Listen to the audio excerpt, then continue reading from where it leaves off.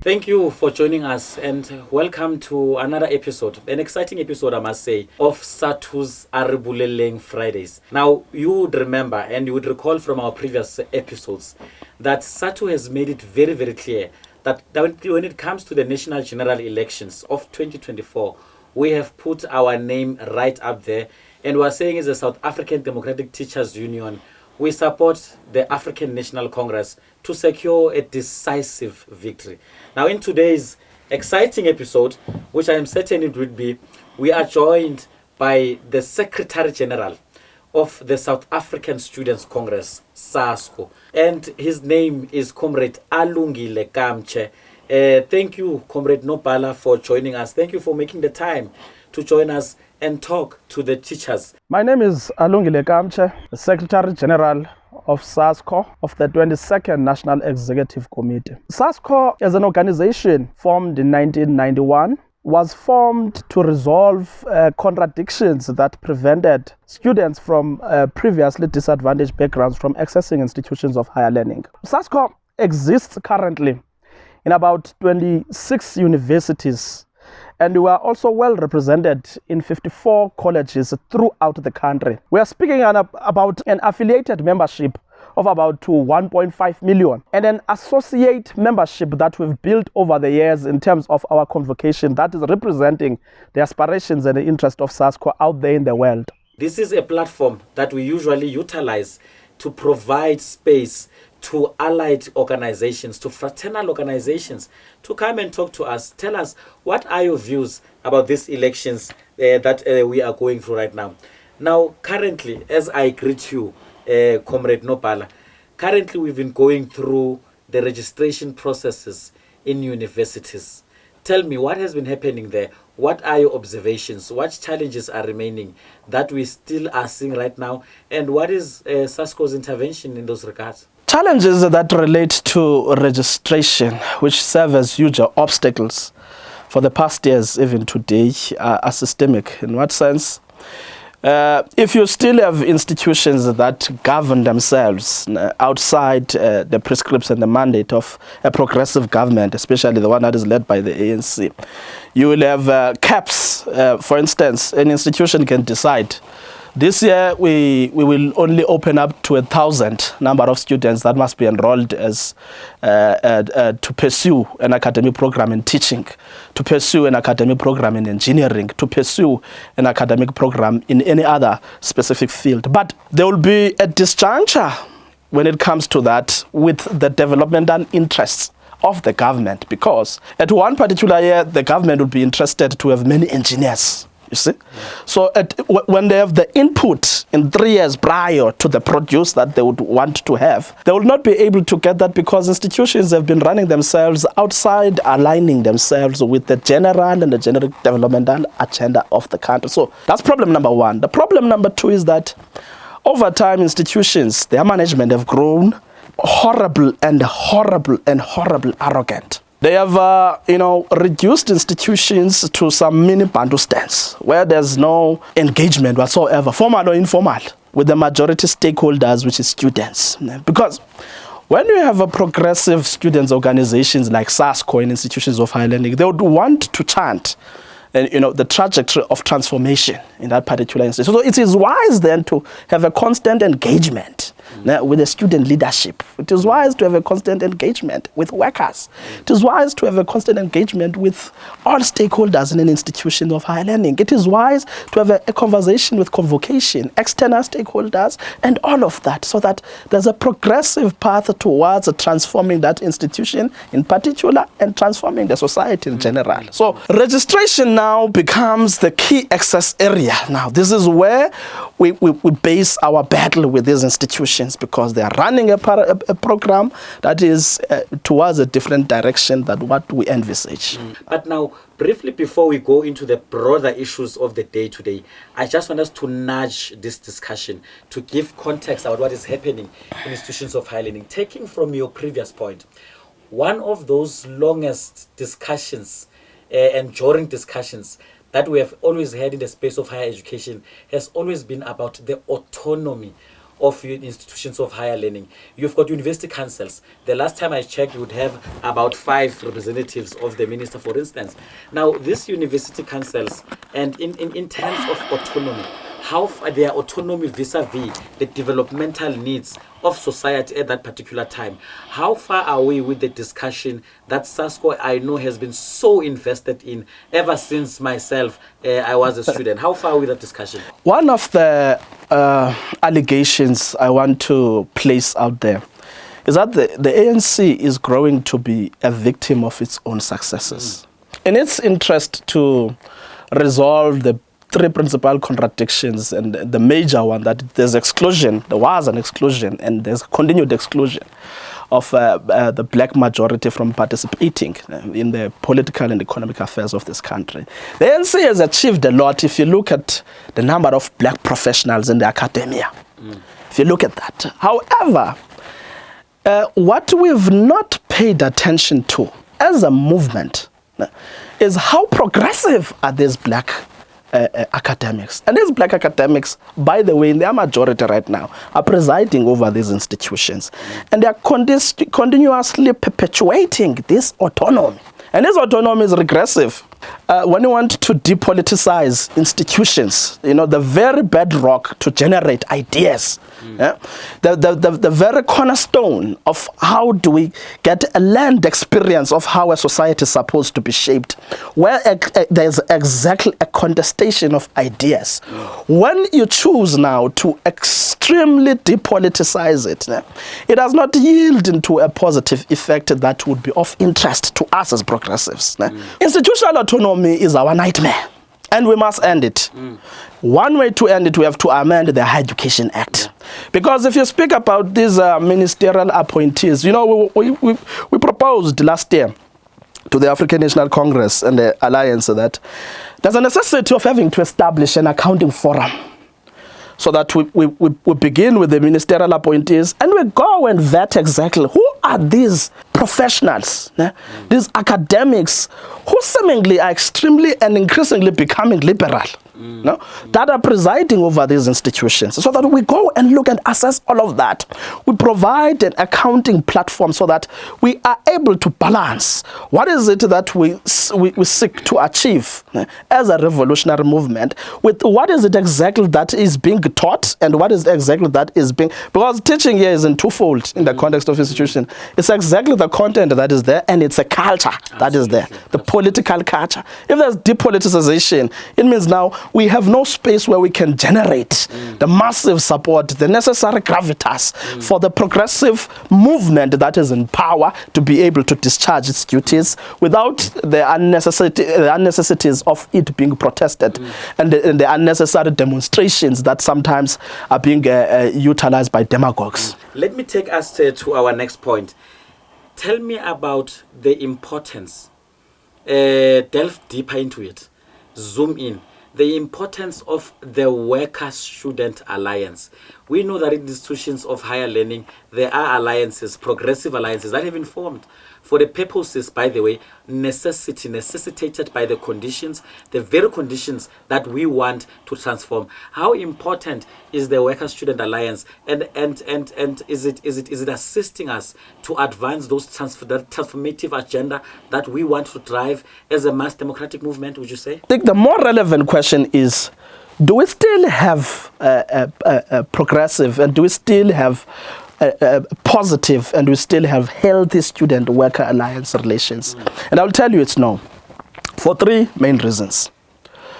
One, what is taking place in institutions of higher learning is that both students and workers, there's battering that is taking place with management, you know, and that thing stagnates progress, you know. That battering means you can occupy a position to lead workers, or you can occupy a position to lead students, only to find out that you can trade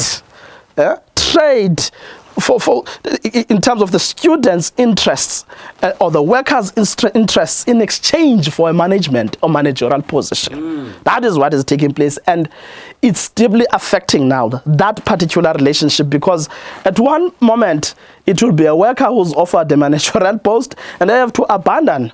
And sometimes they will be used and utilized by these academics who are presiding over these institutions to mum students, to try and silence students once they're occupying that particular managerial role. So that battering that is taking place equally with student leaders. Some student leaders, they go there and negotiate.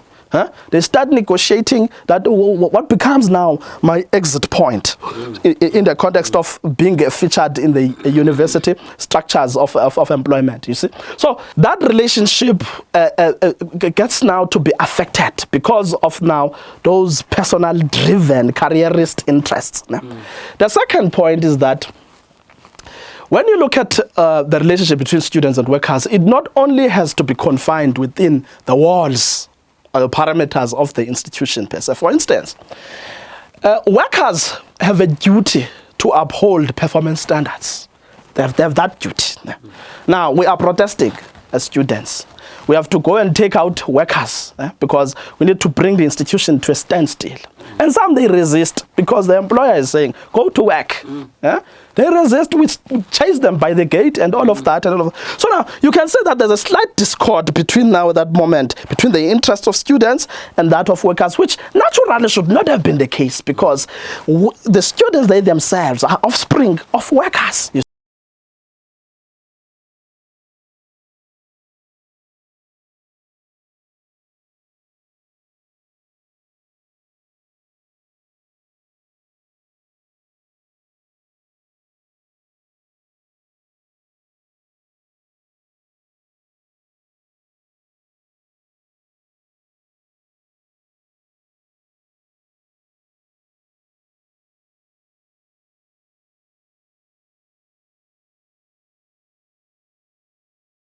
Students. But the last point, which I think now this one covers it all, because all of these things, they tumble down to this particular point, that there is no particularly shared and coherent political strategy between workers and students on how to transform these institutions of learning in particular and the society in general. If as an education alliance, we could formulate a proper strategy. How do you deal with this kind of strategy? Because that's what a strategy is about. Strategy ought to be accompanied by tactics thereof. You see that?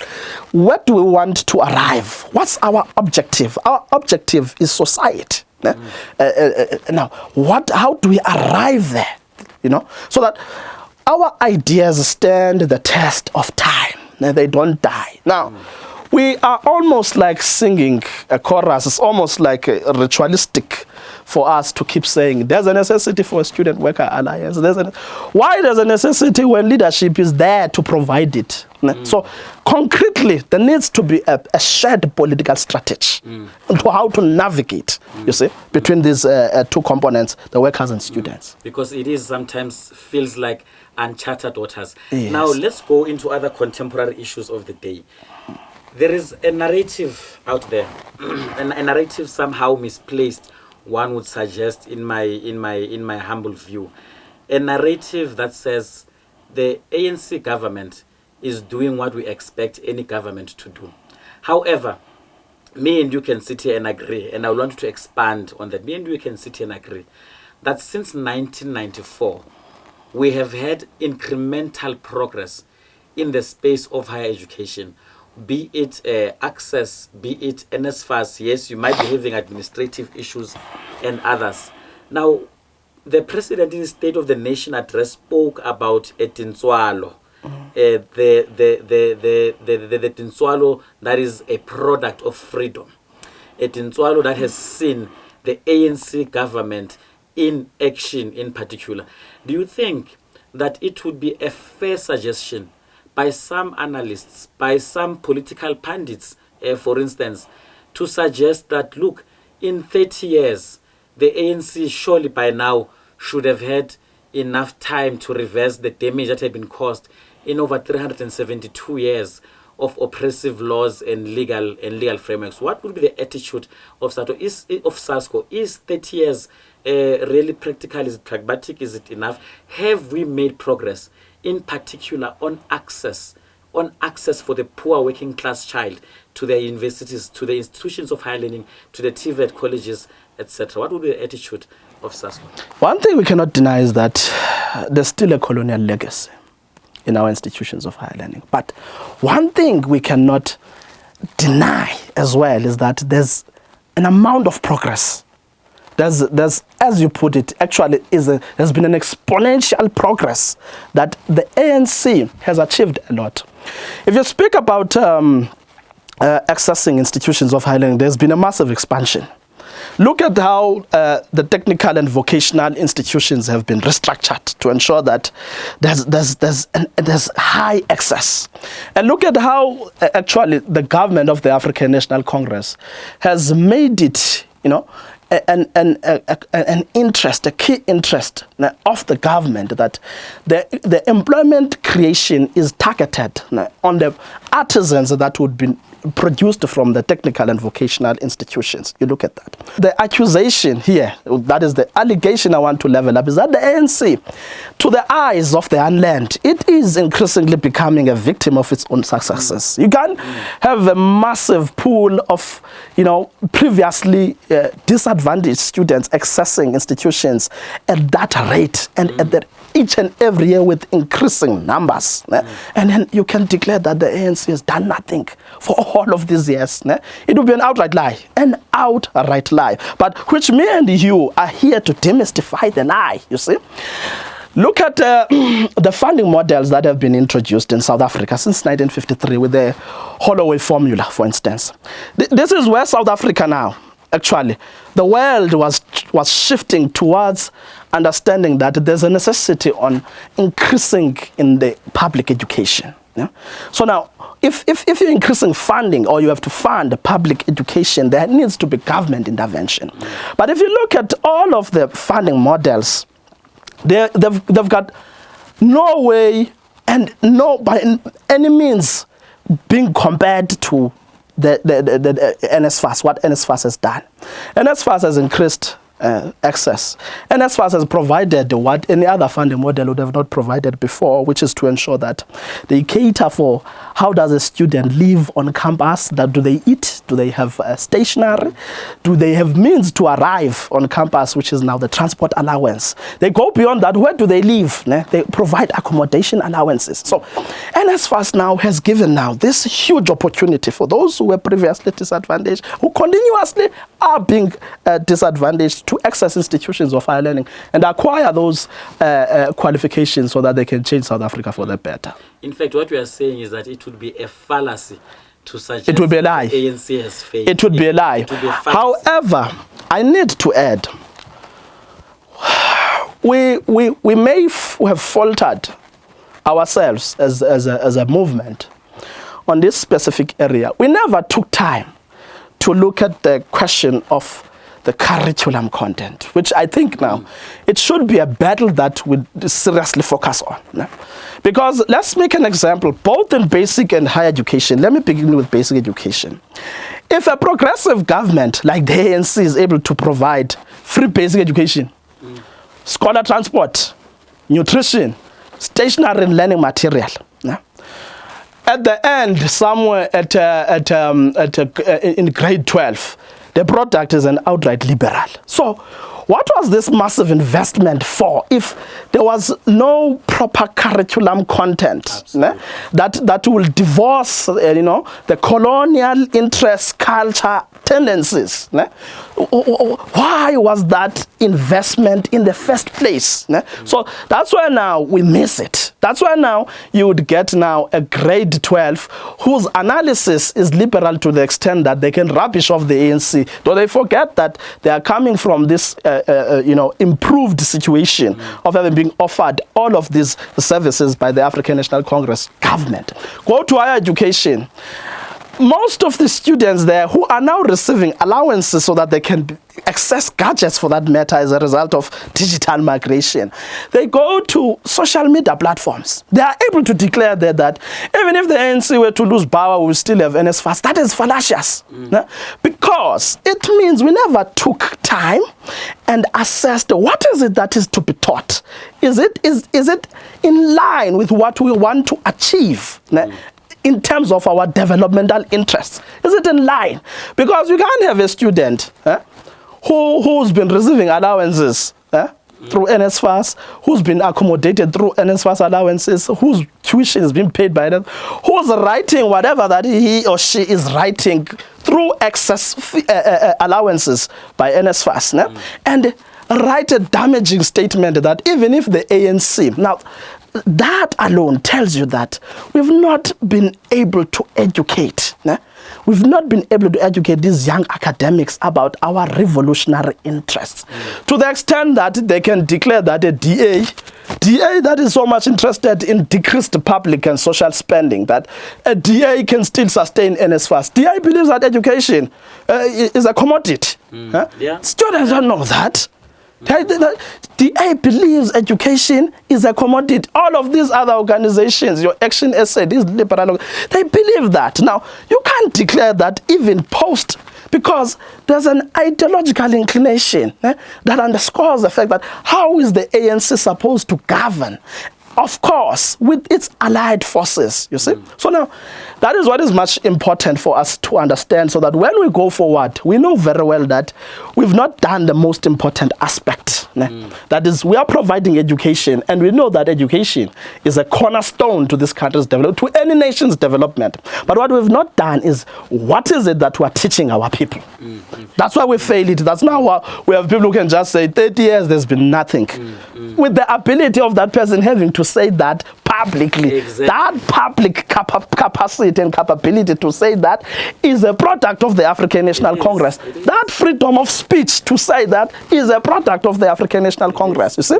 So the African National Congress has done so much. There's so much political participation in the discourse of how do we drive the agenda of transforming this country from all corners. But now we need to inform it. We don't have to be reactive. And we don't have to adapt to times when it's not in our favor. We need to stick to our core roots. What is it that we wanted to transform exactly?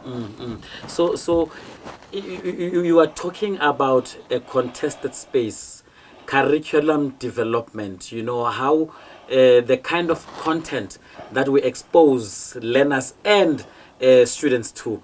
One argues and says that, I mean, it's a fact, no, Pala, you would know, education is not necessarily ideologically neutral.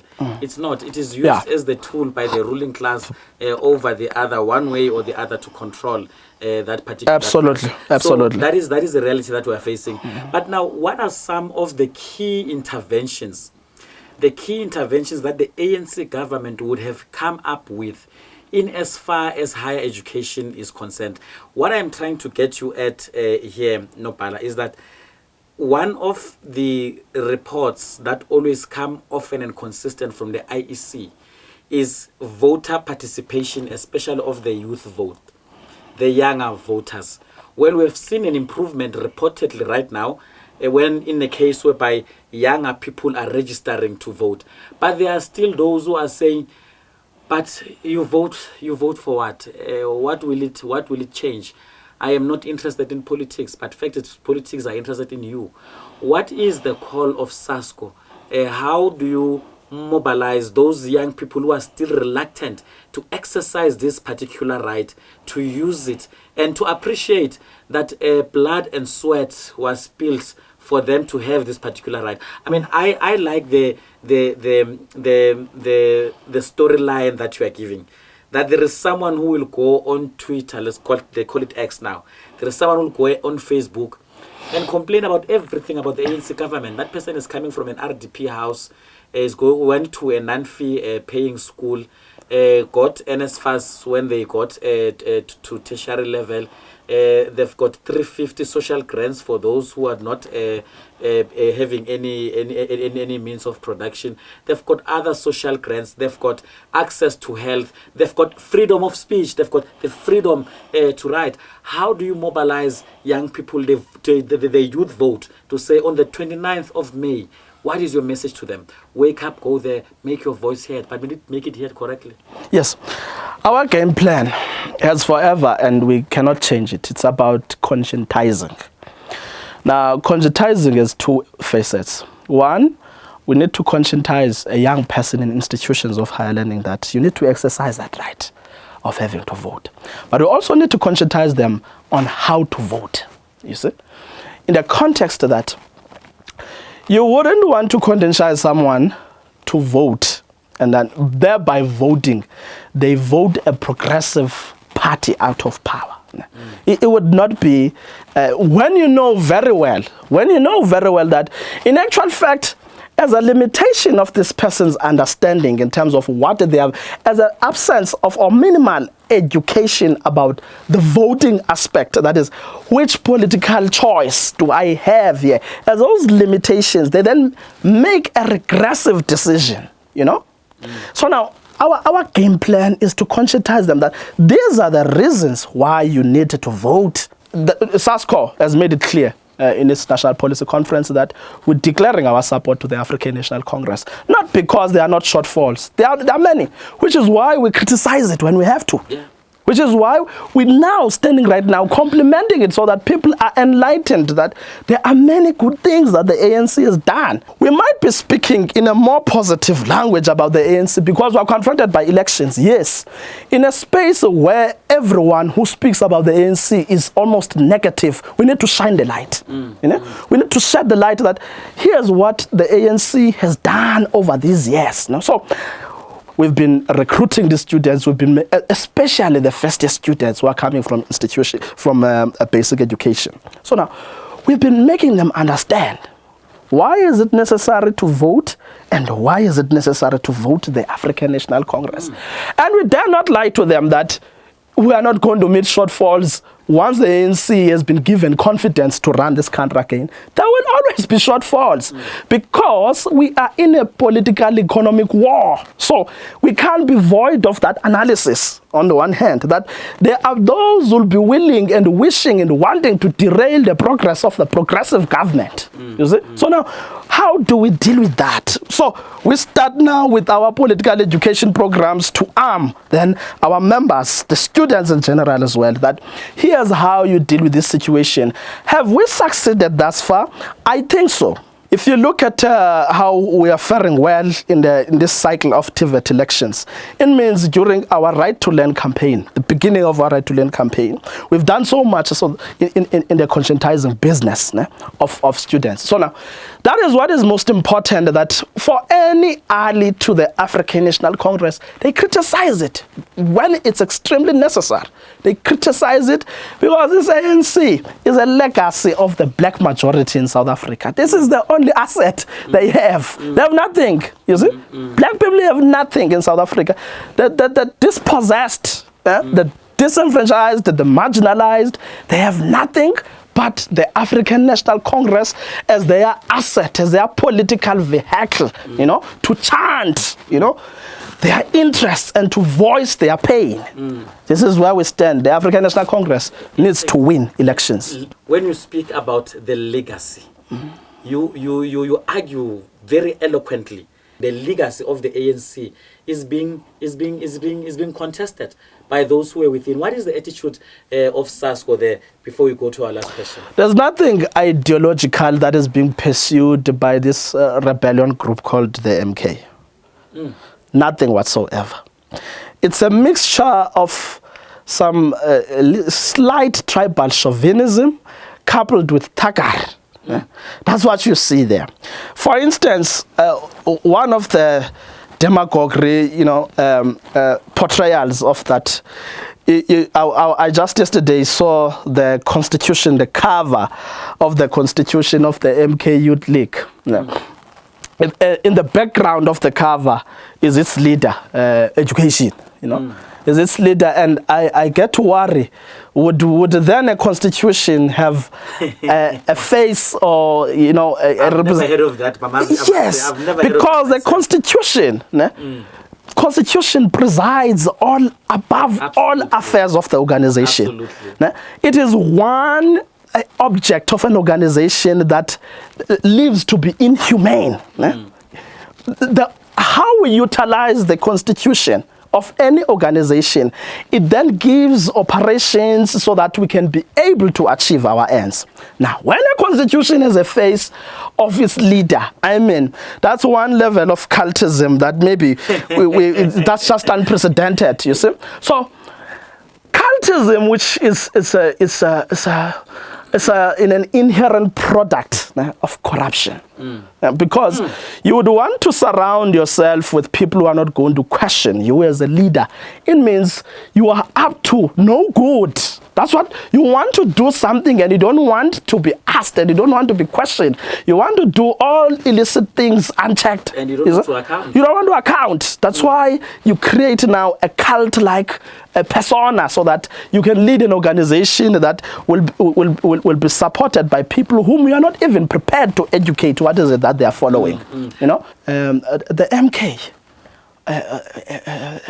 MK bad, so to say, because I should not be misconstrued to speak about our very own MK, the armed struggle veterans of our movement. Now, the language that they use is so much to create an impression that this is a party only for a particular ethnicity in South Africa. You know, it's subtle how they generate it, but you look at how the support is being generated for MK, the target groups and all of that. You know, so you can say now that there's sort of a fostering of a negative with an interest, by the way, with an interest to cause division in the society.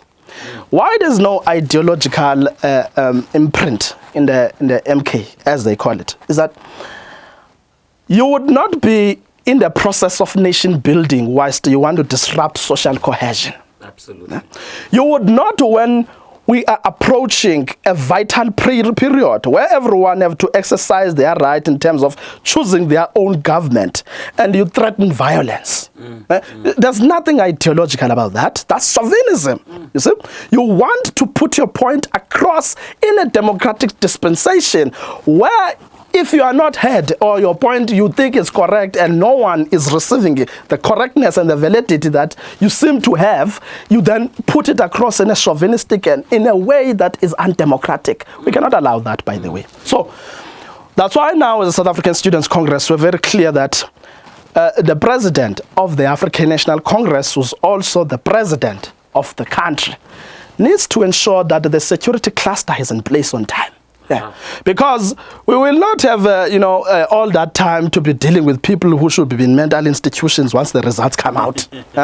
When the results come out, we should have, police vans coming close by voting stations to deal with mad people. There's no room for mad people in South Africa. No room for mad people in South Africa. This is freedom that has produced democracy, and the democracy that we fought for. You see? So MK is a democratic organization led through cult principles with certain tenets and values that are corrupt, by the way. You see now, you have the right to vote, but here's how you vote. Don't vote for a person. Vote for a program. Absolutely. You see? Vote for a program. Absolutely. Then the program is the realization of the Freedom Charter. The president just announced right now that there's a state bank.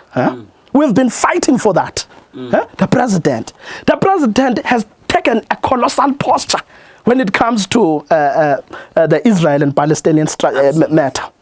Going to ICJ. South Africa right now, as a result of the progress of the African National Congress government, is becoming now a beacon of hope for all Democrats out there in the world.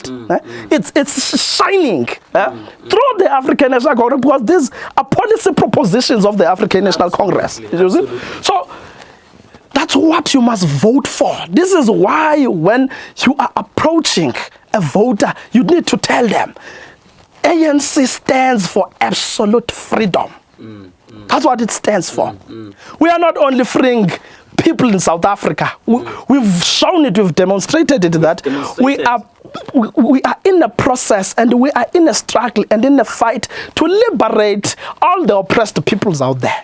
So when you vote for the ANC, you're voting for a shining star. You know that you are placing your hopes in a program, because this is a program. You're placing your hopes in a program that has no interest of failing you. My last question to you. Here are the elections. Here is the 29th of May. It has been declared, proclaimed. It is coming. It is fast approaching. We are 8 weeks from now to that particular point. What is your message to students, your constituency in particular, but society in general, about not only voting, but voting correctly, and why? What is SASCO saying? Yes. With everyone out there, there's a necessity. There's a necessity to give the African National Congress another chance. There's a necessity for everyone to perpetually give the African National Congress continued confidence to run this country. Because we have seen the great strides. We have seen everything that has been there. ANC's program is consistent. We are deriving everything and we are dealing with everything in the pursuit to economically liberate the people in South Africa, guided by the Freedom Charter. So when you go and place your X and you go and vote come the 29th, you are voting for the Freedom Charter. You are voting for your own economic and political liberation in South Africa. That's what it means. So that's the message that we are giving to everyone out there. And we are saying they must vote for an organization that will ensure that when they are not happy about it, they must voice their concerns. Absolutely. Absolutely. They must voice their concerns. It's the only party, where you are able, because we do not have a disease of cultism here. Part of the ANC's renewal program, they said we want to end this cancer of having members that are members of members, We want to end that cancer. Now, you can see an organization that is on a path, on a positive path, to shift the terrain towards instilling the values of democracy. Now, everyone must participate democratically.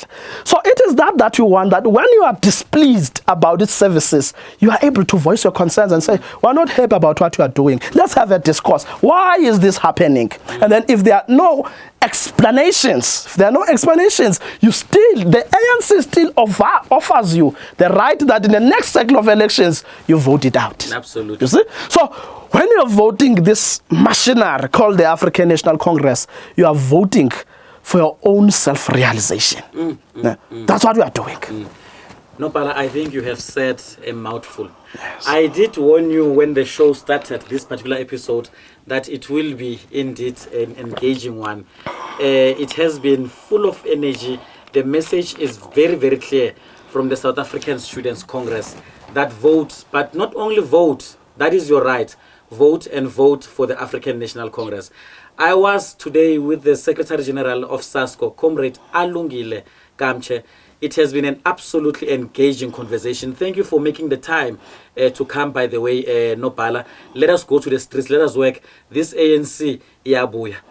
Definitely, Prax. This has been SADTU's BOLELENG Fridays. Another episode, another exciting episode. We'll see you again next week.